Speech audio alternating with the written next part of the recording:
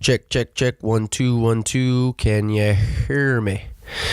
Okay, I'm going to try to do this intro before the batteries die. I have a huge, obvious X where the normal bars would be, where the battery life is. It's probably going to end any second. Hey, I'm dumb. I could have plugged in the wall charger. So bear with me for a second. I'm going to grab this wall charger.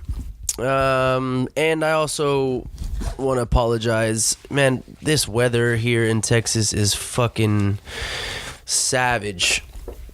So if I sound like I'm deep throating a turkey leg, it's only because my lungs are incredibly inflamed with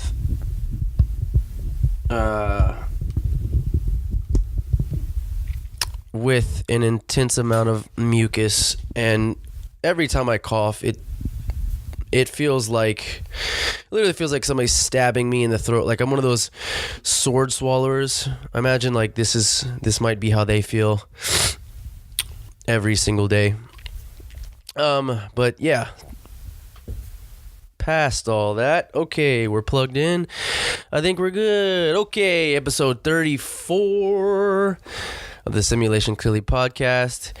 And yeah, this was it's pretty, I would say, open-minded and informational exchange of ideas between a couple of like-minded individuals,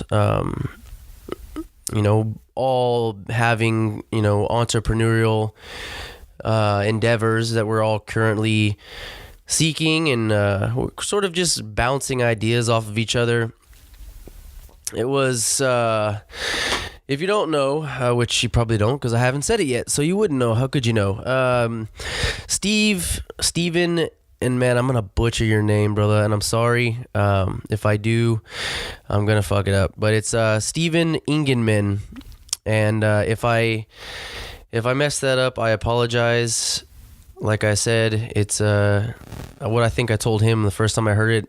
It sounds like his name sounds like he's in the Swedish Interpol or something, hunting down, I don't know what people do over there, or they do fucking rape goats or something, whatever it might be.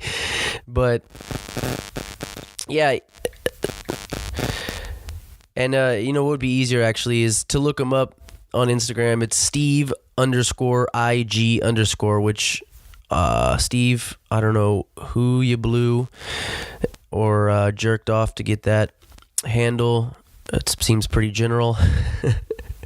I'm not sure, but he's a great guy. It was cool meeting him, and I also want to say, big thank you to Amos Lozano, who's been on the podcast 2 other times before. Never get tired of that dude. He's a real cool dude. But he introduced me to Steve, and we all sat down to do a little 3-way podcast. And yeah, I didn't have too many expectations going into it. I knew, a little bit of what Steve was about and what he was into, and I found out much more through the conversation we had on the podcast. But I think it's a really good podcast to listen to for people uncertain about steps they want to take for trying to launch a company or a product, or just kind of working through all the internal conflict and doubt that we all have whenever we're taking on a new venture. Steve really brought in the marketing and sort of business side of it. I know that's his background, so it was cool to hear what he had to say and give some expertise on the steps to take. And he says a really, really cool, I don't know if I can call it a quote, but I'm going to call it a quote, Steve. So he says in the podcast, and you'll hear it, and it really resonated with me. He says, when starting anything or trying to execute any goal, he said that putting out anything good is better than perfect, something along the lines of that, or good is better than perfect, meaning that if we're so entrenched with the ideas of trying to perfect a product or a business, it's never going to happen. Nobody's ever in the history of everybody has perfected one single thing in their life. There's always variations and there's always different ways that we can approach things to improve them. And also, perfection is an extremely subjective and biased idea. So sorry, I'm super stuffy right now. So yeah, I really liked the quote in there, and so I think it's a good podcast to listen to for people, to kind of take the weight off people's shoulders about, the fear of starting a business or launching a product, because let's just be honest, people, everything in life is fucking terrifying. So I think that, sort of the expertise and the experience that both Amos and Steve have, it kind of, it'll kind of comfort a lot of people and, sort of reinforce this idea that nothing that we're trying, especially first off bat, the first try of anything is never going to come out perfect, and probably and never, it's never going to be perfect. So it's a good podcast, and it was great meeting Steve, and like always, Amos is a bad motherfucker. So I'll stop blabbing. Like I said, this is episode 34, and hope you guys enjoy it. Here we go.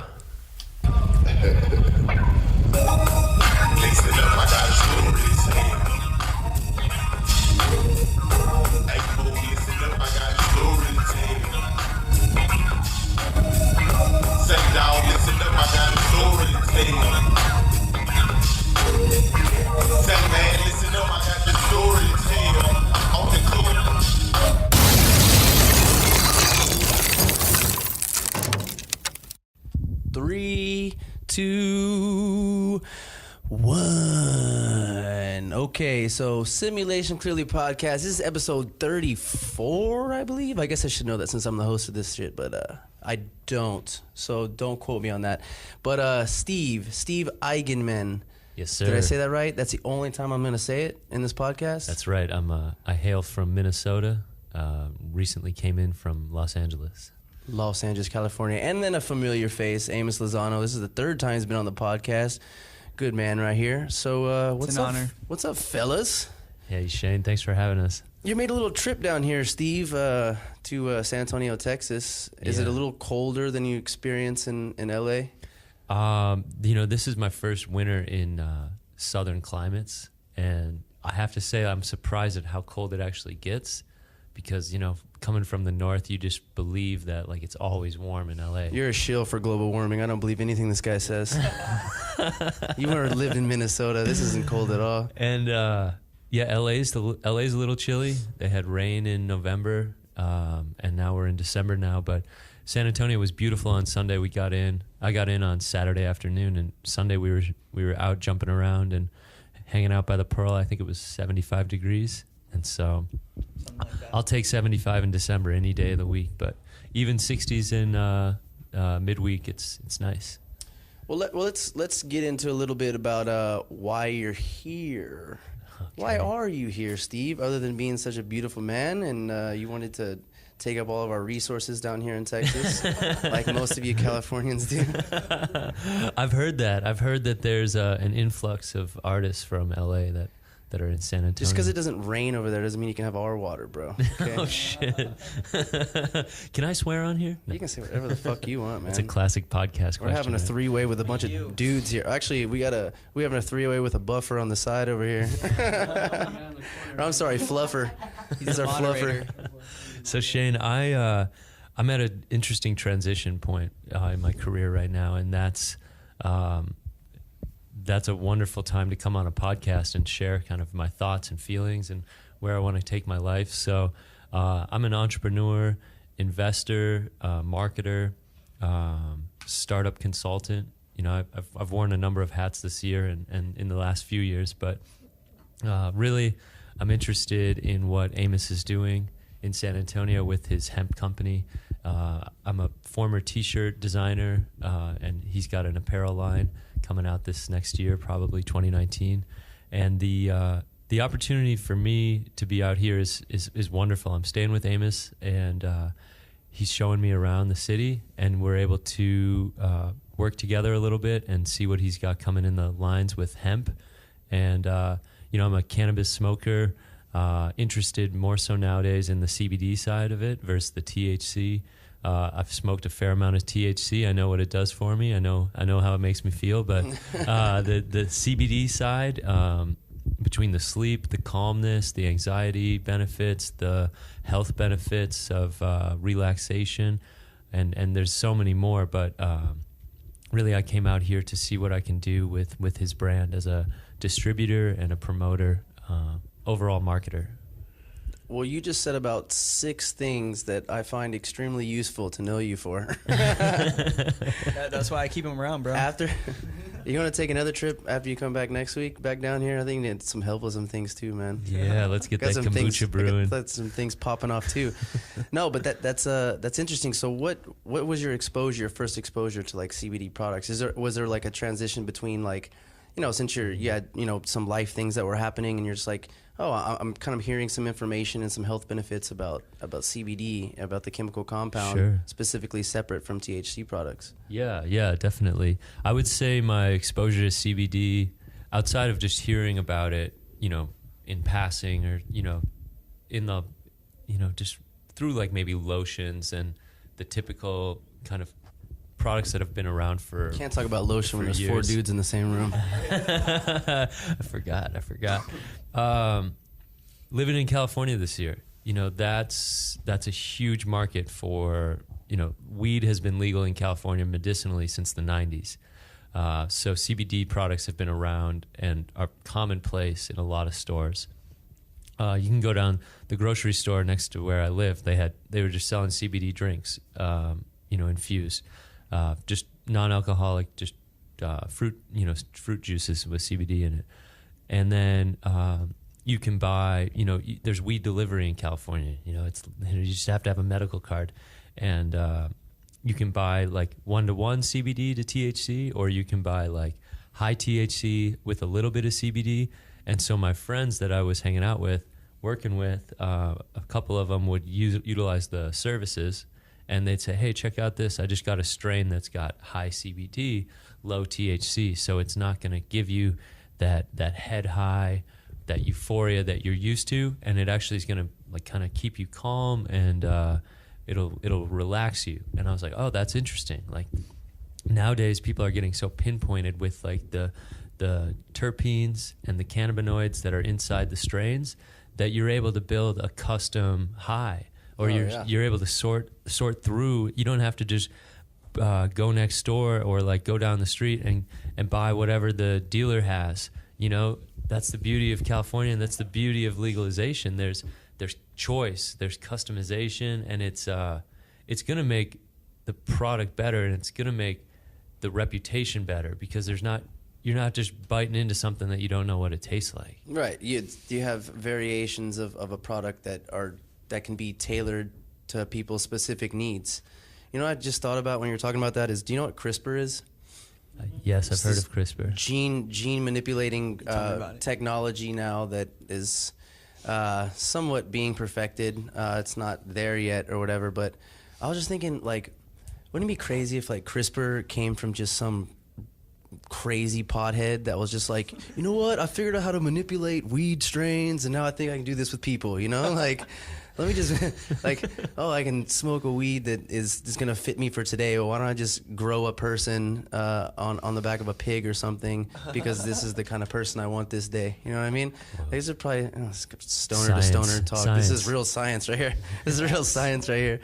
So you said you were kind of talking about the fact that you recognize like these benefits about CBD or whatever. What is it what were you feeling like with the THC products? Is it something that necessarily you found that wasn't benefiting you with the psychoactive effects of it in your life, in your career, or whether it be personal issues? Yeah. I think this is a great opportunity for me to kind of dissect that without just moving to another product. I find that when I'm consuming THC, that I end up like being very much inside of myself, shutting down, maybe more so being just into me, or like doing things that only benefit me. Maybe like good example, like past relationships, maybe where it's like I get high, I don't want to call my girlfriend.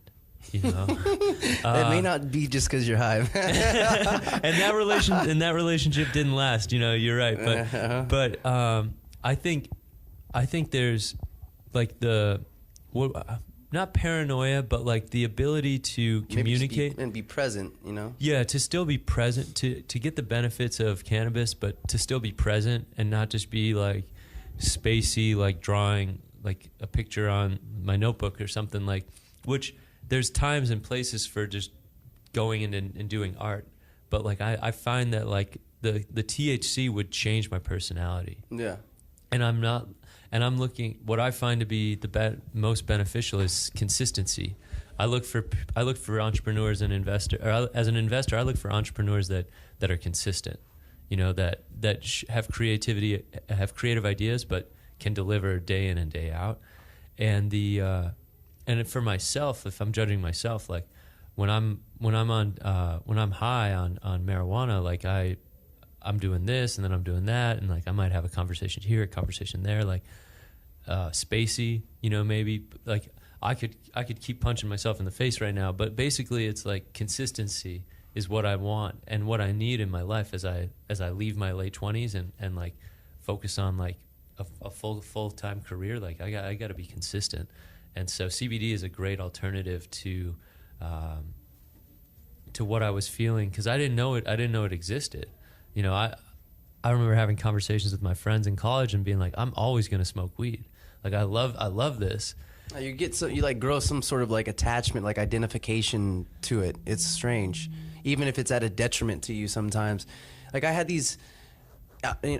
This is something I've been playing with a lot in my head lately, which this might be something along the lines of your whole thought patterns of, why you're seeing so much value in more of the CBD chemical compound as opposed to THC products or, chemical dominant products, is that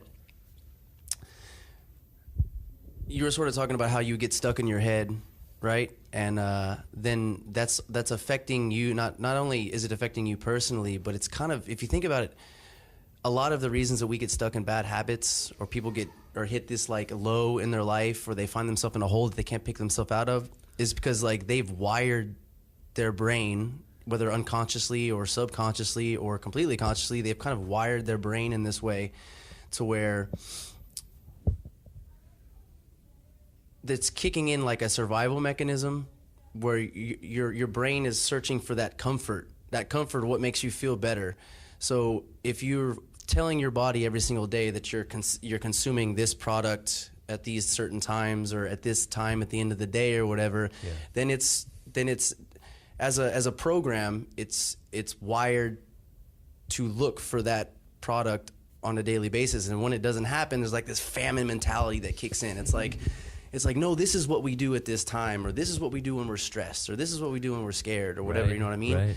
And so then you can't possibly be as consistent or as present or even as cognitively, prepared if you're reliant on something like that. You know what I mean? Mm-hmm. If you're reliant on whatever, it's a chemical, food, alcohol, right, whatever it might, buying shoes, whatever the hell it is. If you're reliant on something, then there's going to be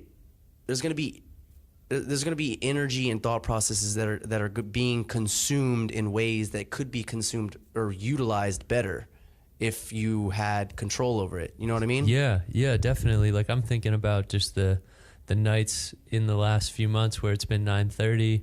I still want to get some work done, but there's something craving inside of me where I'm like, all right, I'm just gonna smoke. I'm gonna hit the bowl. It's gonna calm me down, and then I'm gonna get some work done. But I'm going to hit the bowl, I'm going to get some work done, but then I'm going to go to the freezer and get some ice cream.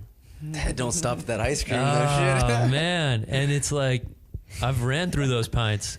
You know? Yeah. I don't, and we were just having this conversation, but it's, with CBD does not make you get the munchies. It doesn't have the THC that triggers that feeling that you're hungry. That right there is a benefit that people, even if you are, happy with what you're smoking, with whether it's medicinal or recreational marijuana, give CBD a chance, because you might find that there's similar levels of enjoyment without the downsides that come from smoking weed.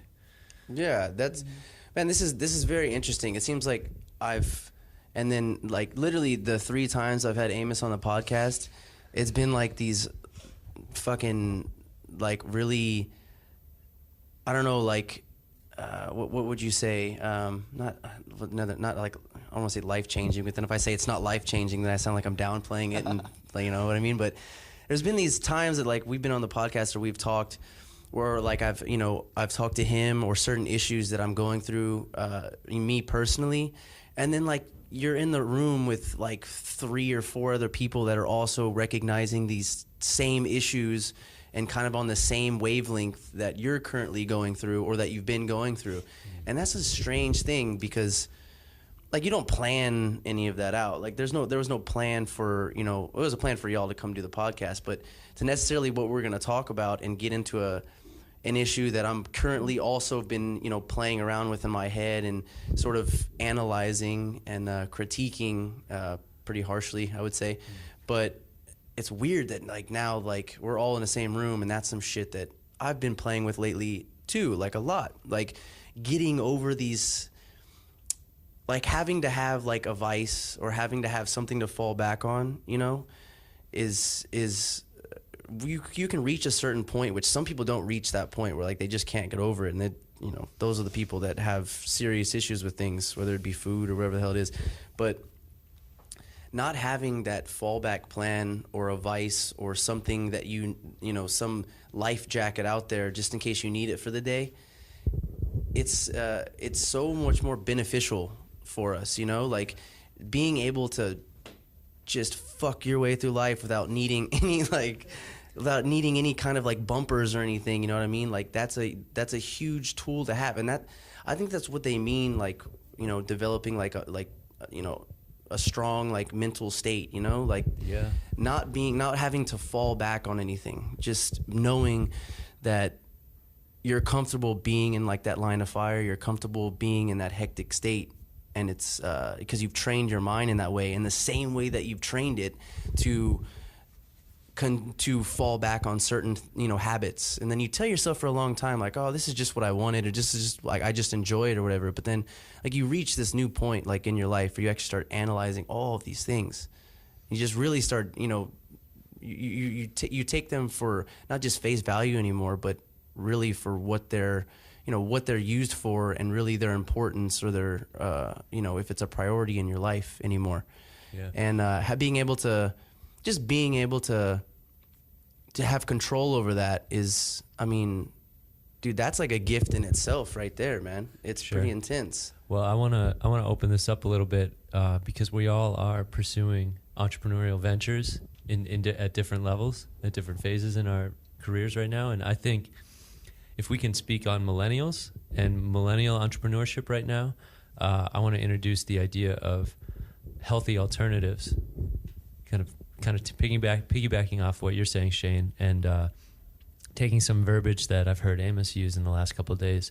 And I think there's a lot of millennial entrepreneurs right now building products that are healthy alternatives to the products that came before us. Right. Cigarettes, soda, alcohol. Let's fuck those up. Yeah, let's so fuck those up. Okay, so then let's explore that then. So why do you think that now, especially like if we're gonna focus on millennials now, why do you think that there's this huge shift, this whole cultural shift, and this health kick for trying to come up with products that are a better alternative or a healthy alternative? Like, why do you think with us specifically, our age group, that it's important? Like, why is it important now as opposed to 10 years ago, 2000, early 2000s? I got something to say. Good. I want to hear you talk, Amos. So I think there's a couple of things that make a major impact on that, on why millennials are being so not only health conscious with the businesses that we like to start, but also eco-conscious. And I think there's two things that come to my mind. And the first one is the internet. We have had access to the internet for a much larger percentage of our lives than the generations before us, and so we have more access to information. So when let's say 60s or 70s, when the counterculture was really beginning, they had a lot of theories about what the government could or may or might be doing that they couldn't confirm yet. Or just the products that they're consuming as well. Including products, right. Including food, including advertising, including all these different things, right? But they were all just rumors at the time because they didn't have the internet to be able to release, is this true or not? And then if it is true, to then be able to get it out to a mass amount of people. And now we're able to share these truths and we're able to expose these companies, we're able to expose these products and these ingredients on a level that we never were able to before. You can go and Google what the fuck aspartame is and where it started and how it was created and what are the studies about it. You couldn't do that 20 years ago. Right. So that's one thing. The second thing is a little bit related to marijuana, but on a broader spectrum, is our widespread use of psychedelic drugs, which changes the way we think about things. And when you take a psychedelic drug, all societal norms kind of go out the window. And all of a sudden, you're thinking about things from a much more objective view. And you combine that with the internet, and I think that's playing such a big role on why, as a generation, we're a lot more eco-conscious and health-conscious. Yeah, and sort of to piggyback on the whole, the availability of information now and the advancement of technology. Another thing I just wanted to add to that too is that back before the internet or back before all this information age that we have, like all the exposure we have to information, if you wanted to start a company or you wanted to create a product, you literally had to do the research from the ground up. Now, if like me and you, like if we have an idea, with the hemp products, or by the way, it's a badass shirt, and then or like me with the healthy alternative to drinking with the kombuchas. I don't have to necessarily start from beginning and be like and understand the chemistry of what's in a SCOBY, which if you know that's an acronym for the symbiotic culture of bacteria and yeast that you use to develop all that bacteria in a kombucha. It's a live culture.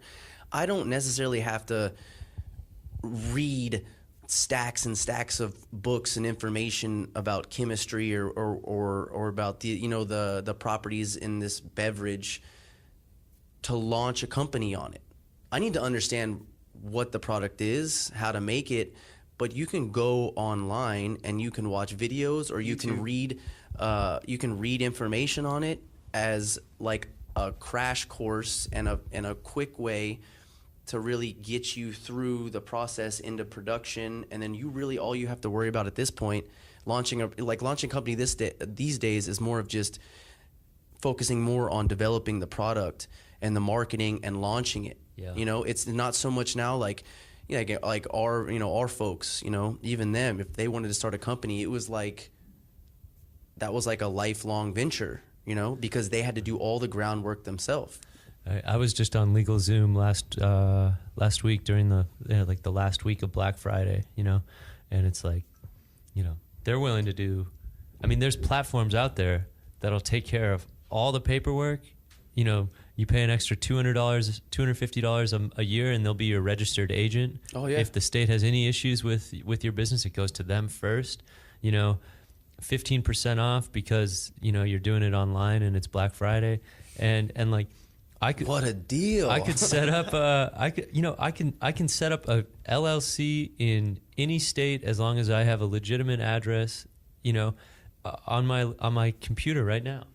Oh yeah. And it wouldn't take me more than a morning, and I find it ironic that we're in a library right now talking about the past generation, but I'm just thinking about all the books that have been available. Obviously, there's 10x more now.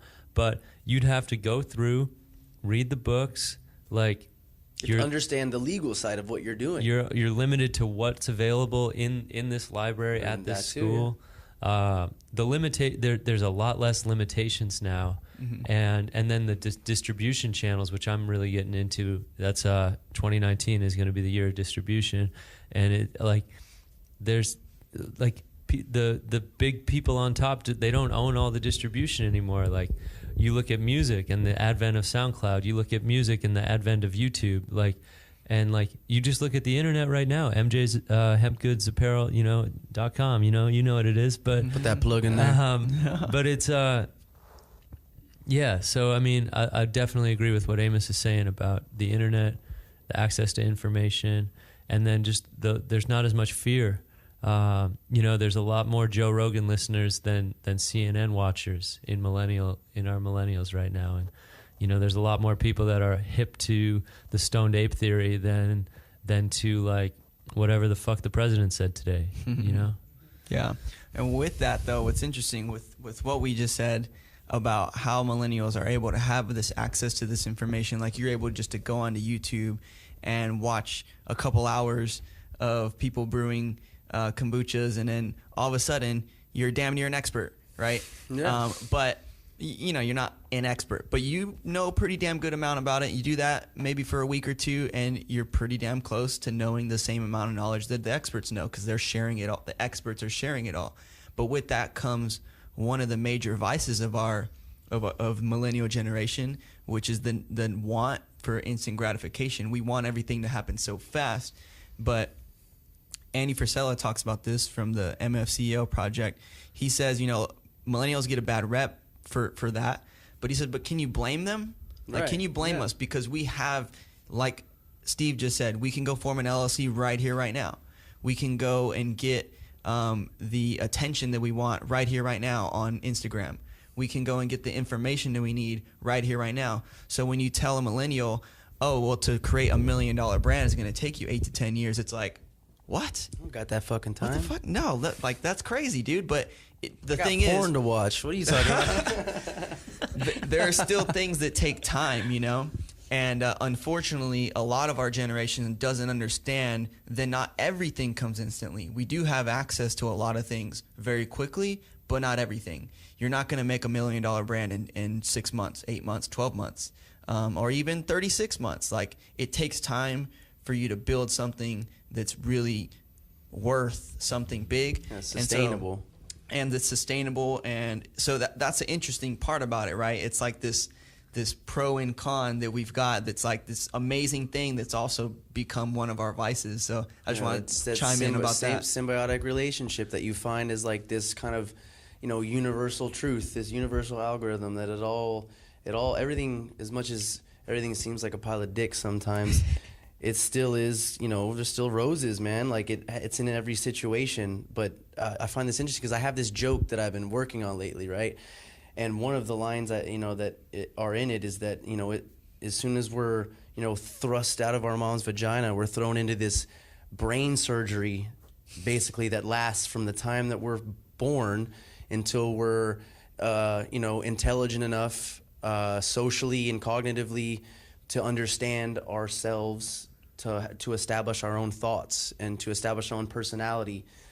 So, in the way that you were saying about how you can't blame our society or millennials these days with the technological advances to kind of not necessarily cut corners, but make things easier. And we're sort of now training our brains and minds to accept that things are given to us instantly, or that things can be done faster, and that's a detriment to us, sort of. But in certain aspects. Yeah, in certain aspects. But it's like it literally is. If you don't take the time to actually break this down, if you don't take the time to be self-analytical enough and look at yourself enough and how you're acting and how you're thinking, how you're approaching things, then you're never really going to understand what you just said. Why am I so pissed off that I didn't get the fucking 150 likes I wanted on Instagram, and it was 4 hours ago? And it's like, well, I mean, these are things that we're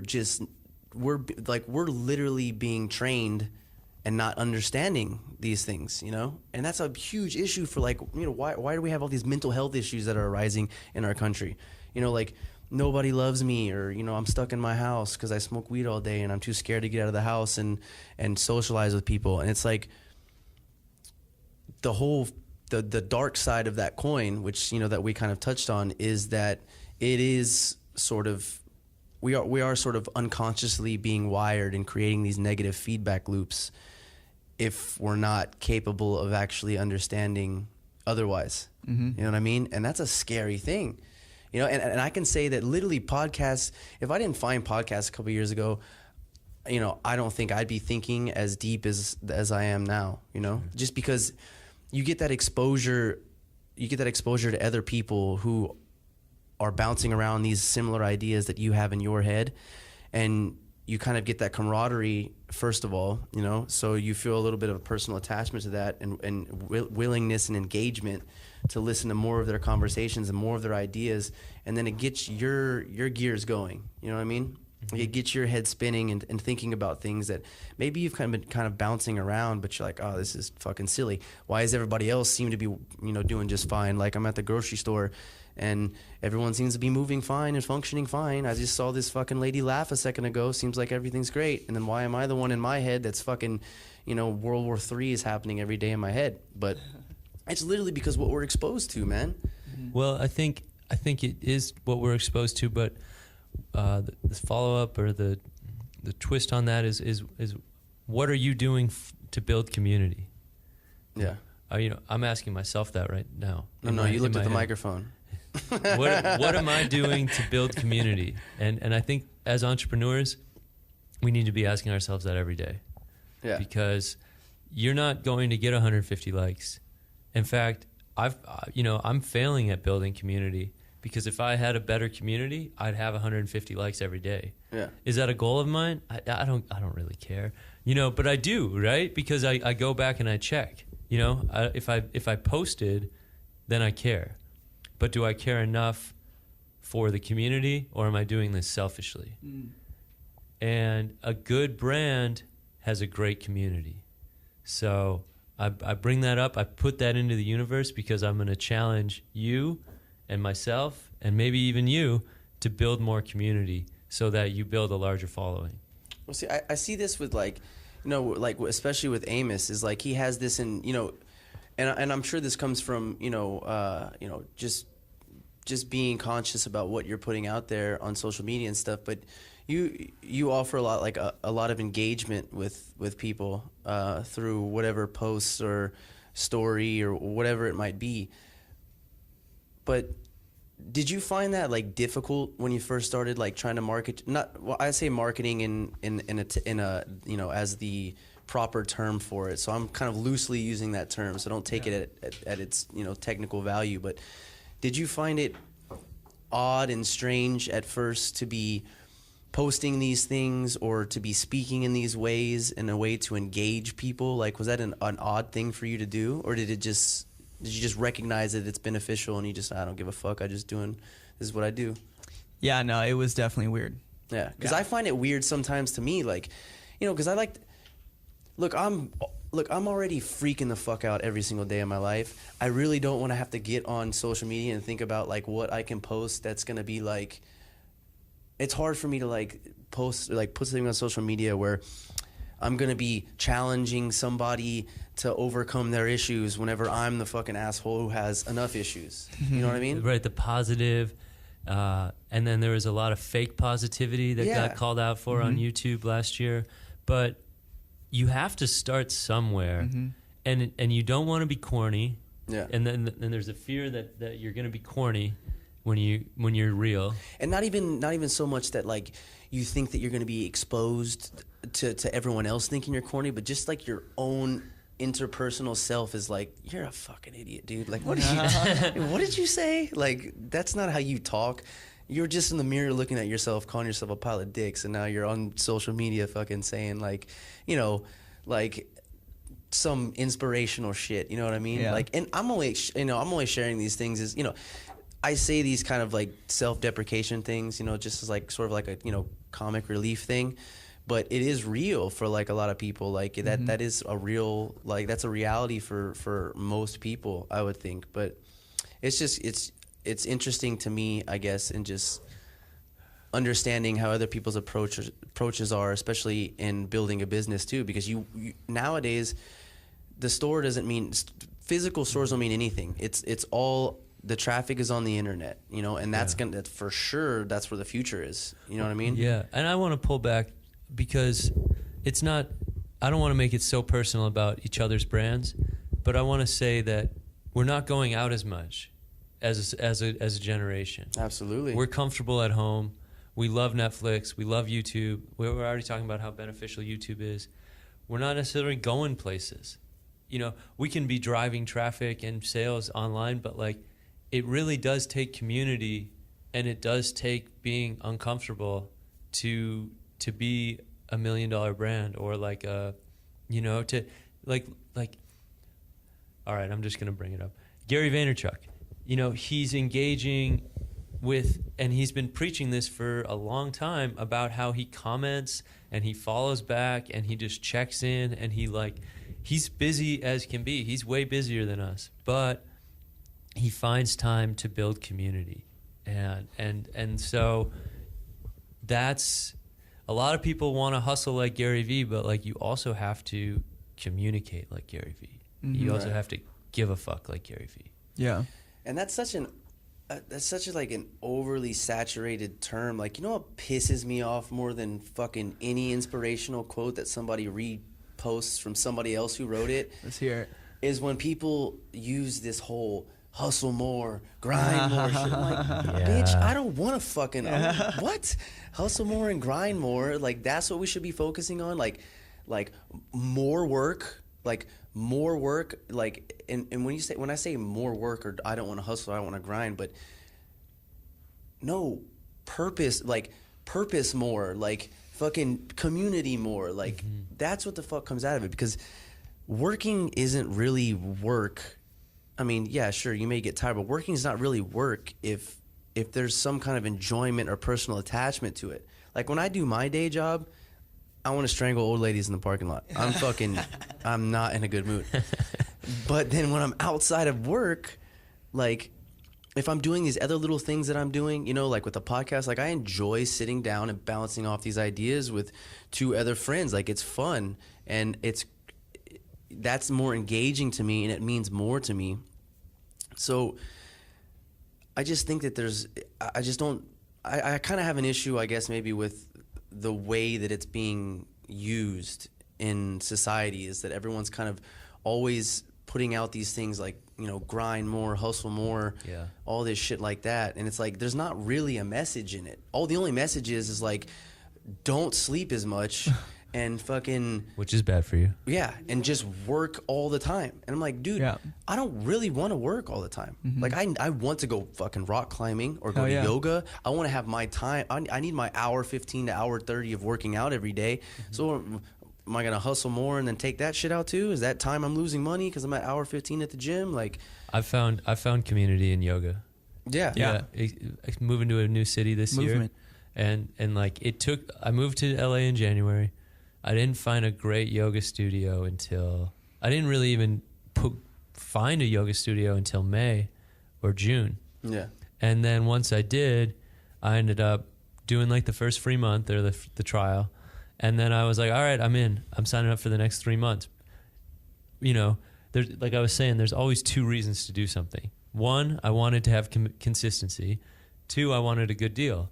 Because the way Los Angeles is like, I had to sign up for 3 months to even get it close to $100 a month. I'm super curious, like, what or is your house made out of cardboard, or how are you paying to fucking live in LA? Like, Jesus Christ. Well, yeah, I moved out there without a job.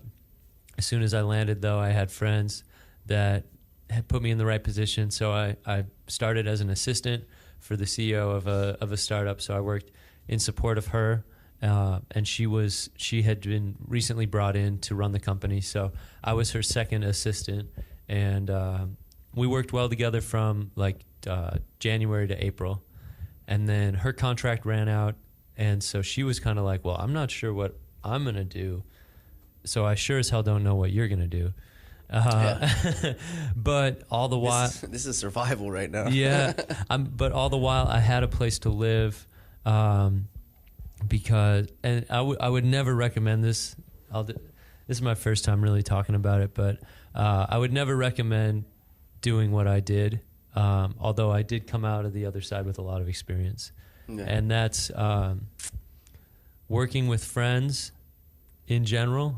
I kind of wrote some ideas, wrote some thoughts down the last couple of weeks, but working with friends that, I mean, I'm friends with Amos. I'm friends with you now, Shane, but like I wasn't elementary school friends with you, or we didn't meet at a kegger and then like say, oh, we're going to run the world, because that's the beer talking.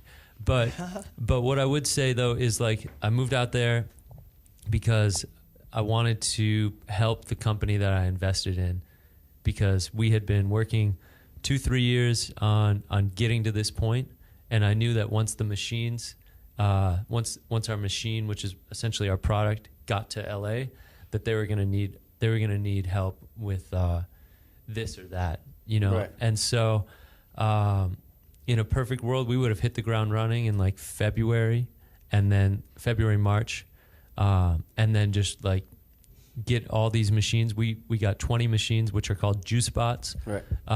Shipped to us from our manufacturing partner, and they didn't really work as well as we thought they would. So that made it hard to get accounts. Or like that made it hard to trust that the machines, if we left them in the library here, were going to work super well for every customer that came up. Like it was going to be a good investment for somebody, new customers. Yeah, I mean, if you have a vending machine and it doesn't always work, you're going to have unsatisfied customers. If the chips get stuck in the window after you put your 75 cents in. You're shaking that fucker. Kicking that motherfucker down. That's what we call a kick dough. You already know. Here in San Antonio, that's a kick dough. So there was a lot of fear inside the company due to a situation that wasn't controlled. Right. And because there had to be so much attention to detail, we had to micromanage these machines to ensure that our brand reputation didn't go out the door. In the early parts of 2018, that led to a lot of stress. And so I've essentially started I started picking up a paycheck to get back to your question, a monthly paycheck from JuiceBot, the company that I helped invest, or that I invested in 2015, and stayed in touch with and stayed a part of throughout that time. The hardest parts though were, it wasn't the people, it was the product. Like you have to make sure before you go to launch that your product is sound, because once you lose somebody's trust, once you lose a customer's trust, it's really hard to get it back. Yeah, and you think about that too, is that, think about the little situations that you've been in, what was the other day, there was something, I was at an H-E-B or something like that, and I was buying some barbacoa, so I was making some barbacoa and eggs in my house, and I went to the deli counter because they were selling just pounds of it, or like a pound cup, and I was like, I just want a half pound, and she looked at me, she goes, well, we can't do that because we've already weighed it out. And I worked at H-E-B for 4 years, like a long time ago. I know for a fucking fact that you can do this. I even know the code, lady.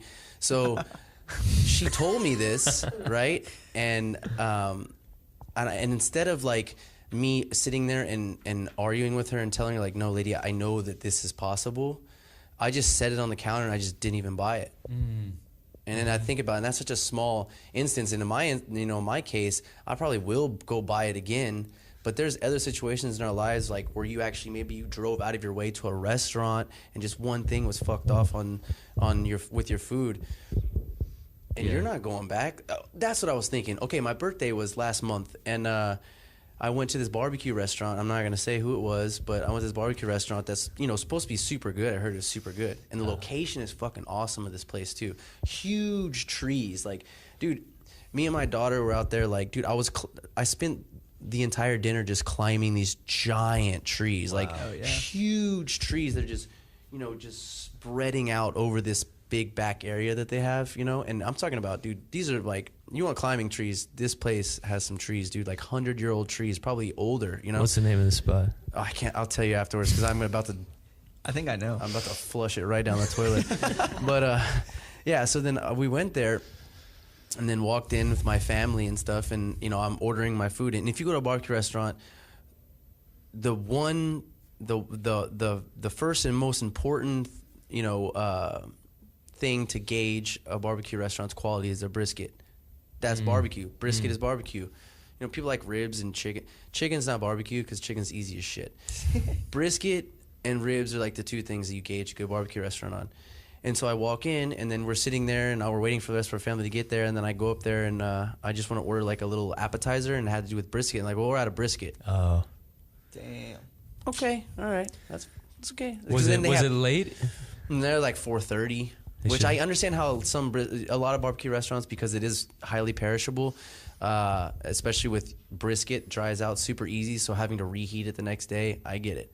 So I'm like, okay, that's cool. But then we settle on some other shit, and then they don't have that. And then we have all these problems with the food coming out and all this shit. And it was just a huge pain in the ass. So by the time the food got there, we were just like shoveling this shit in our face so we could just get out of there. Yeah.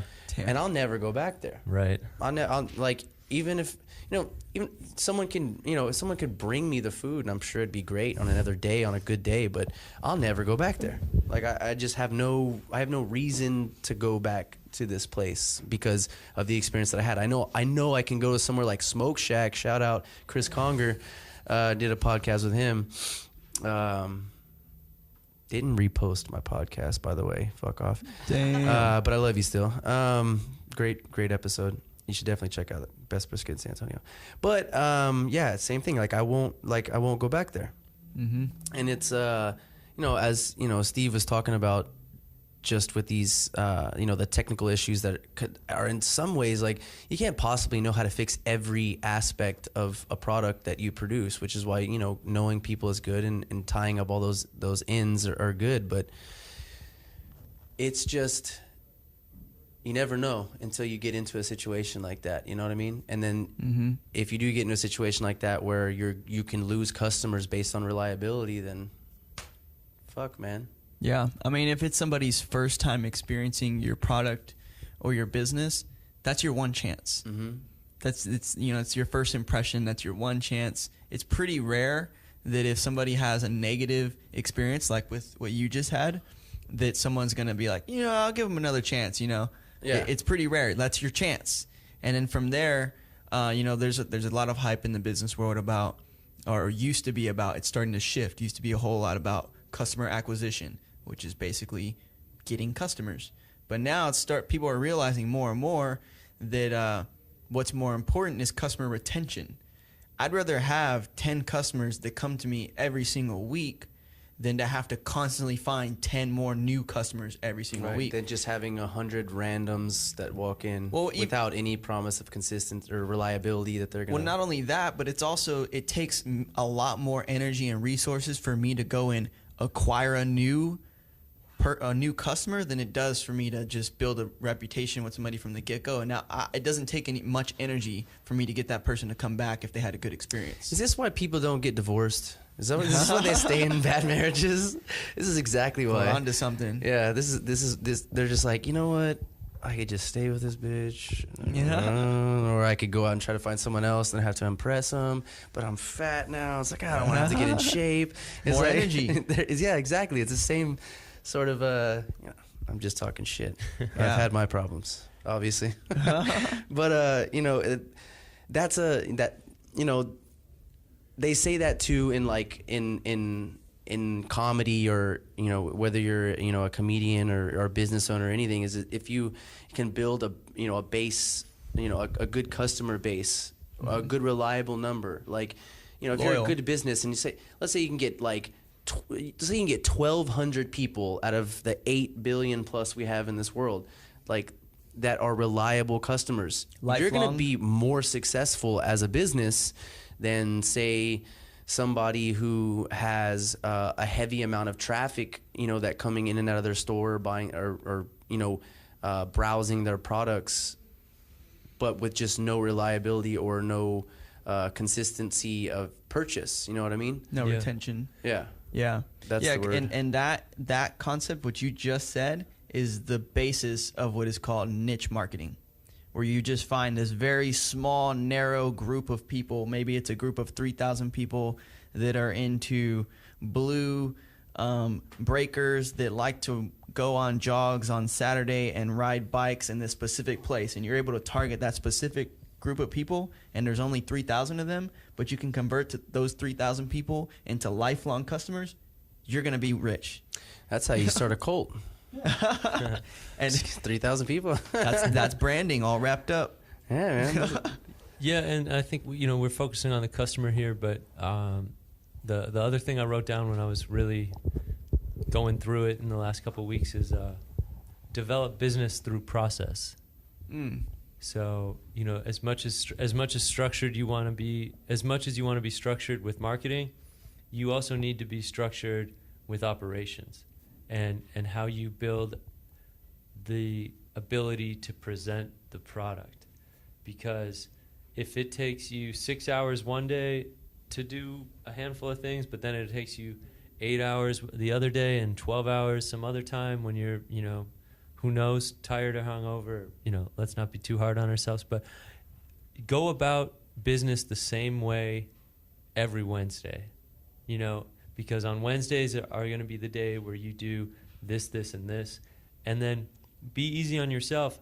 Build out a template for your email communication so you don't have to think twice when you're writing out to the next company that you want to do business with, because you haven't changed. You're the same person with the same story, and your ask is going to be relatively the same. But if you have to come up with, if you have to think, just do less thinking. Here's an easy one. Why did Jobs, and why does Zuckerberg, and why does Bezos? Why do they look the same every time? It's because they've eliminated that decision on what they're going to wear in the morning. And that's not a nugget that you'll find just on Simulation clearly. That's been drawn out, right? But they're smart. It's develop business through process, because then when you get sick of doing your business, you'll at least be able to sell the process. That makes sense. Is because a lot of the times, I know specifically with, and I know Amos, you've probably gone through this too. But when they say, if you're going to try to develop some kind of marketing mix, and you're going to sit here and try to outline maybe either a certain aspect of production, or maybe you're just going to, as a whole, you want to outline a business plan or a marketing mix or whatever it might be, you find yourself outlining things or bulleting certain points, trying to break it down, right? To make it, more consumable and easier for you to understand, and put it into the universe and put it on paper. But I find myself expanding so much on things that maybe I should just let them. I should just let those specific ideas or those part of the process live as is, and then as the issues approach, then deal with them in the best way you can. Whether you fail or not, the only way that you're gonna build that up is experience. You're gonna fuck up a bunch, but the point of what I'm trying to make is that I can get in a spot where I'm writing out certain things and trying to outline certain things, and then more ideas start popping up as I'm trying to focus on just the meat and potatoes of an idea and building up an idea, and then you sort of get lost in all of the information you just ended up putting on a page because you overthink everything. You're overthinking and overanalyzing everything, and that's a huge issue that I think a lot of people have, and that only comes from the fear. It comes from second guessing yourself because you're trying to cover all your bases. You're trying to nerf the situation just in case you fail. You know what I mean? That's why your brain starts working in these ways. Oh, what about this? And then you start expanding on these things that maybe you should have confidence in just what they are, and just instead of and I'm not saying, preparation is, almost everything. I'm not saying, please don't think that, but I'm saying that maybe it's not always so much about preparation as it is about, execution or just risking or just trying. You know what I mean? Or I know exactly what you mean, You know Shane. what I mean? You're talking, you're segueing into my third point like super well. Are Good. we on the same wavelength, bro? Did we just become best friends? I'm a Paul Rudd fan. The third point, and I wrote this down as rules from Juice Spot. I said, don't work with friends. Develop business through process. Good is better than perfect. Right? So you're talking about, Yeah, I all like the that. Good is all better the than extra perfect. meat and potatoes, or all the extra potatoes. Just and no offense to you, Amos, but just work with the meat. Yeah. Work with the high density protein. What's going to satisfy the consumer? What's going to get them through lunch, right? You don't got to feed them dinner at the same time. Yeah, and you're Right. not tucking them into bed later on that night. So why are we trying to It's cover just all? business, bro, right? Right? But yeah, so good is better than perfect. And I just mean like get the product to market.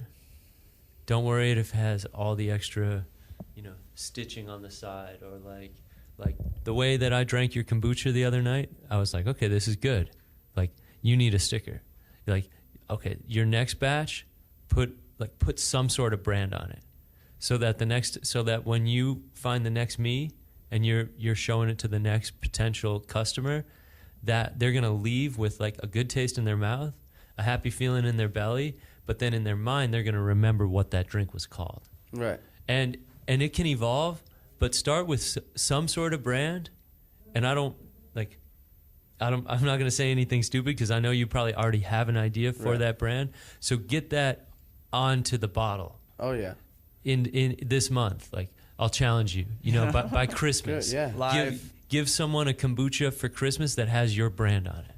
Damn. Yeah, that's well, and see, that's what people need. But I really like, that's something that's really gonna stick with me, is like, good is better than perfect. Hell like yeah. that's a super, that's like It's a crucial. fucking hashtag and a half right there. And that's you know what I mean? Like, and I don't mean to make it into something like that, but it's just, that's really important. Like, for someone like me to hear, because I'm a very self-critical and overthinking a lot of things, and that's, it makes a lot of sense. And it's funny, because if I would have thought about that myself, it probably wouldn't have meant the same thing. It wouldn't the same significance, or the way that I feel now about hearing you bring it to my attention is way more useful to me. It kind of clicks, and that's a really good way to put it, I think. And as far as the as far as the kombucha thing is as it goes, is that I have a name. Motherfucker, I'm super hyped on the name. But I didn't just want to throw out like Shane's Juice, because I know that's not where it's at. I haven't. I don't think I think I might have said it on our. I don't know if I said it on the podcast that we did last time with him. But I don't think so. It's that's what I think is. Well, I can fucking tell you. I mean, if someone takes it, then we can all just go fucking bash them. But it's essentially what happened is I did tell you. Because I told you, I told you how it all started. Because this all started because I was looking for an alternative way to drink, and that makes me sound like I'm having to chug alcohol every night. No, I drink like twice a week. Whenever I can fuck off, I can. But I started making mixed drinks. Yeah. Like, I would get vodka, and then I'd buy like a GTS, like gingerberry kombucha. Yeah. And then I would make mixed drinks with those. And then there was just like, less of a residual effect the next day, like a negative effect. And then, then it just clicked one day about understanding how kombucha was made. And then I started thinking like, about the alcohol percentage, and then blah, blah, it all came to it. But on this post I did a long time ago, I had posted, this little blurb about, if you're going to drink, here's a healthier way to drink. Yeah. Because you're kind of sending in a cleanup crew. Like, whether if you're gonna get freaky one night, why not just send in the cleanup crew to help you out the next day? And I called it Live Buzz, because it's a live beverage. That's right. I think I saw it on Instagram last night. That's the name of That's the name of the kombucha. Live Buzz. Live Buzz. I dig it. Yeah. Yeah. I think that's dig fucking it. sick because on a t-shirt Yeah. it's gonna look good too, man. Yeah. But Live Buzz, On a a hemp live tea. beverage, and you're getting buzzed up, man. Live Yeah, Buzz. So dude. that's what I called it, man. Solid. So that's the goal with it, obviously. But And then I'm thinking like live and live is kind of the same word, so it's like and then I have a good name for a good little thing for a t-shirt, which is get drunk on culture. oh, You have a, Dude, you're, no, it's, I it's don't- a cultured beverage. I think it might be better if you put if you make it get buzzed on culture. Get buzzed on- because then either it way, matches yeah. your Yeah, yeah. name now. Either way, but as Either long way, as but yeah, the same lines, concept, Get definitely. buzzed on culture. or I hashtag love buzzed it. on culture. Yeah, same thing. Dude. But that's Yeah. the thing is, like, you know, if you have all these ideas playing around in your head, you know, which I did, and I started the process. I took the chance. I researched. I learned how to do this. I did it right, and then you get to this stage now where it's like you reach this stage where it's like, well, this can be a reality. Like Yeah. it can. Like it just depends on whether or not I want to take it to that level. it. And then when you make a comment that's like, you know, good is better than perfect. Yeah. You know, that's a very useful thing to say to someone who is at that crossroads of whether or not, you know, they're going to make a leap to make something with an idea. You know what I mean? Because an idea is an idea, but now what I have or what you have, these aren't ideas anymore, or what you've done, you know, these aren't ideas anymore. They've been put out in the universe now. So What's the thing about ideas? What? The value of them? the thing about ideas is, I don't remember. Idea, like there's no such thing as $1 million. Oh yeah, one of my favorite quotes is there's no such thing as $1 million idea, only $1 million execution. So I want to piggyback. Live Buzz. Simulation, clearly, it's a pretty heady concept if you really know like what you're talking about. yeah, a lot of people don't understand. I've thought about changing the name a zillion times. Okay, but I so just don't have the time to so think you're about gonna that get shit. no, that's why you hired us. All right, so you've got a product that you're gonna launch in 2019 Yes. in some form. Yes. That product all of a sudden starts to be the main sponsor of this podcast. Mm-hmm. The podcast name changes to Buzz Live. And Who then is this guy? and then Go we're back to LA. right, Take your LA thoughts and go. and then we're drinking, Fucking hippies. and then you can drink. Then you can. I mean, I don't know if it's a wet campus or not, but you Oh, find it's a wet campus, just gets not the wet. way you're thinking, bro. bruh, you I'm wet right now, You bro. find you get some video here, right? So or you get the gallon, Yeah. and then you get the camera set up, and so you at least you get a screenshot, right? Mm-hmm. Like at least you get the thumbnail, and then we're drinking, you know, not too much, maybe a cup or two for the hour and a half or however long we're here, but like That's what they always say, but you just keep drinking. Yeah. man. it's like Buzz, what was it, live? Buzz Live. Buzz Live. Live, you know, but like tie that straight back to the product. Yeah, yeah.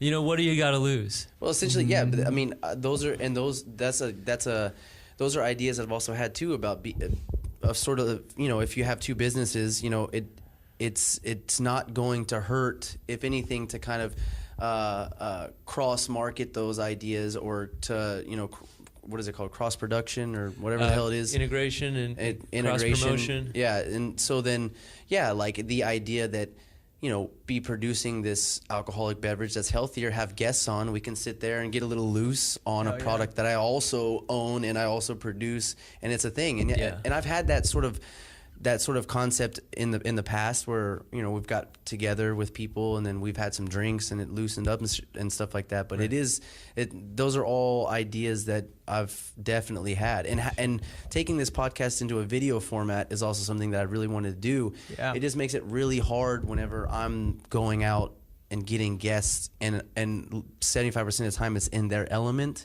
So I'm having to I'm relying on somebody else to have a spot where I can set up my equipment. So it's really it's this like little battle I have about whether I'm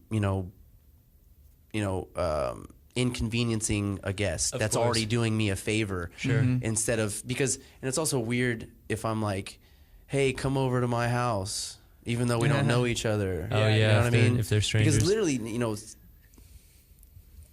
I've done 34 episodes. So probably 25 of them I didn't know the guest previously. They come from Yeah. referrals, right? No, Yeah, they I come didn't know from who the me. fuck you were. They've been, I didn't know him. I drove around hunting him down. Okay. So I just find really the whole process of how this started was I was on Instagram, and a little backstory is this comes back to community. Yeah, same. Well, that's the same. That was the idea of the podcast was the idea of the podcast is I wanted to have a podcast, and the idea was no real structure to it, just a free form conversation of just people that I find interesting. And so I had to go out and find people. And so I'm finding him or finding whoever, and I go to them and be like, hey, I have a podcast. And, 30 seconds ago, they didn't know who the fuck I was, didn't even know I existed on this earth. Mm-hmm. And so, that's really how this started. And I actually only started social media. Like, I'm 29 years old. I just turned 29. I never had social media until I was 28 years old. Wow. And so the only reason I started Instagram was because because for the podcast, like I needed to have some kind of platform to advertise it, but also find people. Sure. You know what I mean? And in community, and to be engaged in some sort of community or build some sort of community. So that's how it all started. Like, I went from nothing my entire life and then I was 28, and I was like, I taught myself how to edit audio and work the equipment and literally all the things I needed to do to start a podcast. It went from like 0 to 60 like real quick. I think you've got a lot of opportunity ahead of you. Well, and when you say that, it's like I know that about myself and stuff too, but it goes back to kind of what Amos was talking about, is like how it's like there's just you sort of second guess yourself and stuff like that, and just whether or not, and what we were talking about, like whether or not it can be done, or what you can do to to produce this, and it's over analyzing these things and stuff like that. And really a big step was really the only thing you can do is just doing it. You know what I mean? It's like, good is better than perfect. None of these episodes are perfect, but I just rely on the content and whether or not I had fun or the guests had fun. And it's like, that's all you can hope for, really. That's all you can, right. If you're going to have an expectation, the expectation should really focus, or should align with what your goal is and yourself more than the external factors. You know what I mean? Mm-hmm. Yeah, definitely. You can have a market and a niche or whatever, but none of that's gonna matter if it's not aligning with what your goal was, or what your dream was, or what your passion was, or you know what I mean? Yeah. Mm-hmm. So I don't know, man. It was just like taking the step with the podcast, which it's really more of anything. It's a creative exercise, which is good, because if I wasn't going to take a step doing that, what makes me think that I would take a step doing something with kombucha or something else along the lines of that? You know what I mean? Right. Yeah. And you're doing stand-up? Yeah. So and this helps practice? Normally I do it, I would be doing it tonight, but my daughter has basketball practice. But Sunday night in Cap City in Austin, that's the big show. That's Cap City is like one of the most renowned comedy clubs in the country. Okay. So I just went there. Actually, for my birthday, I went and saw Tony Hinchcliffe. I met his little rat ass in the in the bar area when I went out to sneak out to take a piss. I saw him, which is super strange. Is like when they talk about this whole like being starstruck thing, which there's no reason to be starstruck with that guy. But I do respect him, and I do find him extremely funny. And I'm not. And that sounded like such an insult. It's not. Really, what I was trying to say was not an insult. It's just that like, it's just weird. Like, I walked out and I looked and I did a double take. I was like, that's fucking Tony Hinchcliffe. And this is the dude that like, I watch his stand-up specials. I watch his podcast, like Kill Tony. I don't know if you know his podcast, Kill Tony. And then he has another one, the Golden Pony Hour. I just know him through Joe. Yeah, and he's aligned with a lot of the same people that, that like Joe Rogan and other comedians like that. And like, I went up and I said, hey, what's up? And I gave him a handshake, and then I just found myself thinking like in that moment, and I was like, this is just a dude. Yeah. Like, this is just a dude. This is just a guy that like, and he wasn't a dick or nothing. He's like, hey man, what's up? How you doing? Right. And then like, I found myself thinking like I had nothing to say. Yeah. And then I was like questioning myself, like, why don't you have nothing to say? And that's because I had like some expectation about another person. Yeah. You know what I mean? And like, so then, you know, I'm pretty good at like, you know, filling in the spaces, you know, so it wasn't like awkward, but it's just weird that I was having a conversation in my head while having a conversation externally with another human being about having a conversation with this human being. Like, what the fuck is wrong with me? What is wrong with me? But it made me think like, same thing with this guy is like, why is he in the position he's in? Only because he just tried. He just put something out there and just kept doing it. You gotta just do it. It gets to a point where it's just a matter of just doing it. Yeah. It doesn't matter what. Man, there's this fucking great quote actually from Aubrey Marcus, like On It. Shout out to On It. CEO to On It. He wrote, I don't know if it comes from him, but he had put something out, or he had said something maybe on the podcast, but it was like, is something, I'm going to probably butcher this, but it's something along the lines of this. It's like the pain of growing compares little to the pain of staying still, or something along the lines of that. Like, you know, like the pain of growth or change, or the pain of change, the suffering of change is far less than the suffering of staying still or constant or stagnant or whatever. And I try to think about that all the time, you know, and that's really something that's helpful. That's like the really helpful quote, is that most of the reason why we're not doing things is out of fear of failure or being exposed to people and shit like that. But yeah, but what's worse, you know? Like what's worse, like being fucking tortured every day by the same existence, or, you know what I mean? Yeah.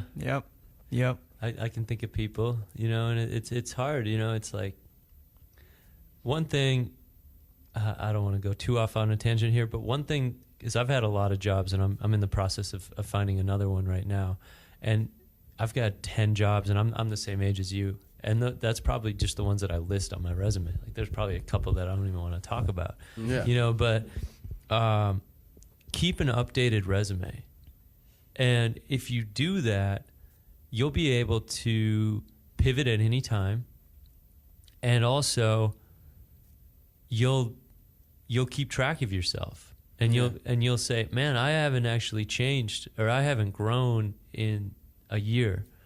And like, you know, the millennial expectation is that you only keep a job for a year, like, and you can go on and do something else next. But I talk to people, you know, I'm a networker, so I talk to people and they say, my resume isn't updated. But it's like, you're working at a job for 8 hours a day. Like, you're not productive all 8 hours. I can guarantee that. That's just not in the modern office. It doesn't work like that. Like you're on Facebook or you're on your phone, and nowadays everybody's just on their phone, right? And like employers have grown to accept that in office jobs. You can't necessarily do that at HEB. In fact, when I see people, you know, I give slack if they're at the cashier and they're not busy and they're just, you know, it's all good. You know, it's like, you're not really slowing me down. But, you know, keep tabs on yourself, you know, so that way, whether you're applying for a grant or you know, some sort of thing, or if you're pivoting careers, like, have you itemized your sales at Famous and like your reach and like what you did for the San Antonio juice community? Because eventually that's going to turn into a bio that can be used to help promote you to get a speaking gig at a CBD conference next year, right?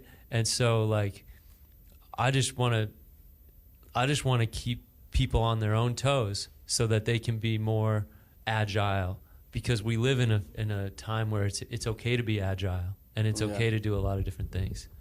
Well, even along the lines of that is you'd made a comment about how people who work in a like a, whether it be professional or whatever, a work setting, that you're not productive 8 hours a day, is that, and on top of that, you're not if you're going to the same job every day, whether it be 8 to 10 hours you're working a day or whatever, you're not growing in general just doing that same job every day. Really, the growth comes on your own time, outside of some endeavor that you're already embedded in. You're already doing this job. You're probably, it's not crazy to say, is that you're just doing things that align with your job title or your job responsibilities, you're not really growing in the most. I mean, and this is separate from some industries. Obviously there's going to be some industries, where that growth is going to happen. But I'd say for most people, it's not. The job is not indicative of growth, or you know what I mean. It's really just you're executing a task or a few tasks or several tasks, and you pretty much do that the same every single day. Mm-hmm. You know what I mean? So really that growth comes from outside of that job, Right. So that's, It's a small percentage of companies are truly growing their employees and challenging them, and like small percentage of employees are truly satisfied at their job.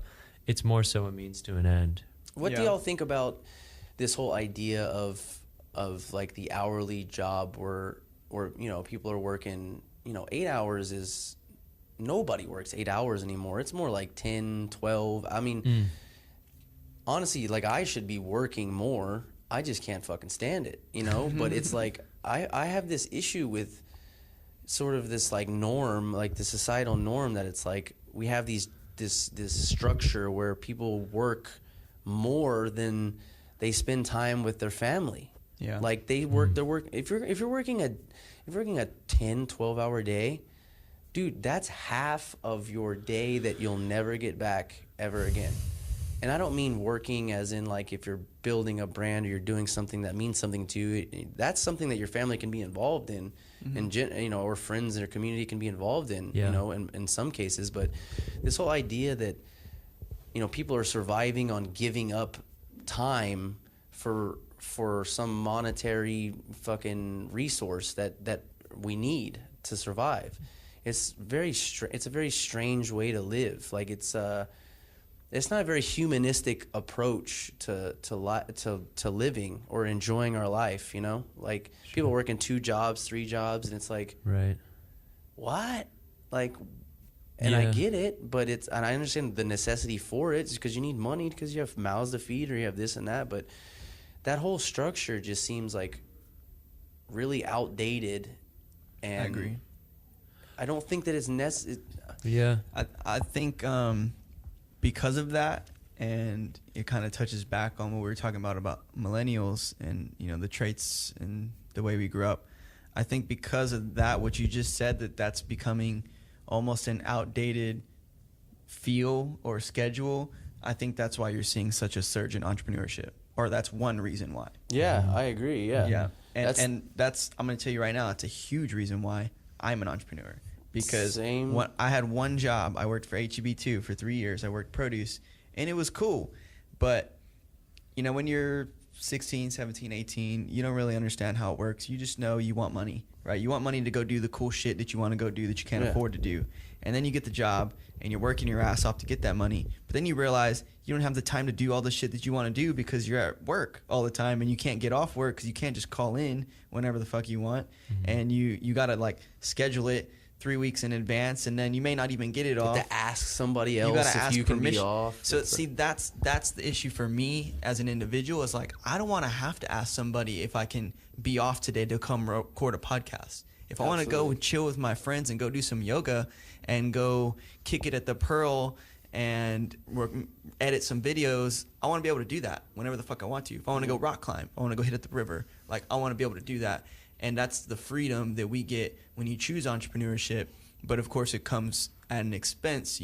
If you just choose the freedom all the time, then you're not making any money. Yeah. You're not successful. So of course, it comes with its insecurities. But the balance. It's a balance, and ultimately, I think what you're talking about is the reason why, or part of the reason why we're seeing a surge in entrepreneurship. But then it's also a surge in wannapreneurship. Right, you have all these motherfuckers, and I was going to chime on this earlier about you were saying this culture specifically on the internet about like, grind and just hustle more and work hard. I think a lot of that is coming from the wannapreneurs, not people who are actually doing shit or actually entrepreneurs. I mean, we recognize that work needs to be done, but you're not going to see me maybe once every 3 or 4 months. I might talk about hard work and hustling, but it's a given, right? It's just that's just what comes with the life. We don't need to talk about it. Theirs is more of like self. It's about like, look at me, I'm working all the time, you know? And it's this concept of like, I want to be an entrepreneur so I can make my own schedule so that I can, look like I'm at the coffee shop working hard all the time and like have this perception. And they're playing entrepreneur, or they want to play entrepreneur. And they're not, it goes back to what you say too. It's kind of funny how it's all connected now. They're not building a community. And ultimately, what does it mean to build a community? I've been asking myself this question the whole time we've been talking. It means no condoms. I'm sorry. One by one. But it means connection, right? And they're not there to make a connection. They're there to try to fuck off all the time. They're not there to provide value and create a community and solve a problem. They're there just to not have to work 10, 12 hours a day, which is not enough. You know, like they're going to fail.